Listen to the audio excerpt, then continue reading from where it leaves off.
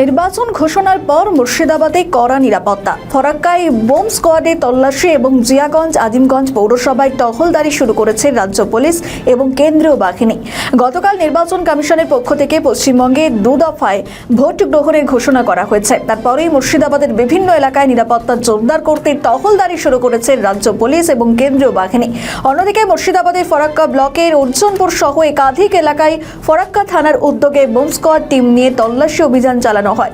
Bomb স্কোয়াডের সদস্যরা metal detector সহ যেখানে আধুনিক সরঞ্জাম ব্যবহার করে বিভিন্ন সন্দেহজনক জায়গায় তল্লাশি চালান। উল্লেখ্য, গত কয়েকদিন ধরেই ফরাক্কা সহ মুর্শিদাবাদের বিভিন্ন ব্লকে বোমা উদ্ধারের ঘটনা সামনে এসেছে, আর সেই কারণে নিরাপত্তা আরও জোরদার করা হচ্ছে।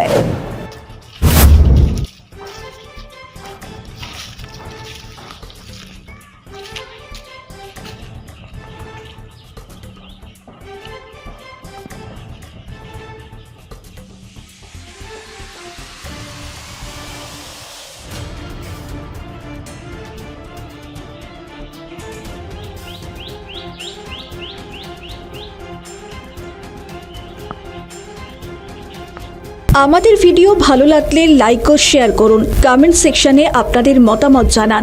আরও ভিডিও পেতে আমাদের চ্যানেলটিকে সাবস্ক্রাইব করুন এবং প্রতি মুহূর্তে খবরের আপডেট পেতে প্রেস করুন বেল আইকন।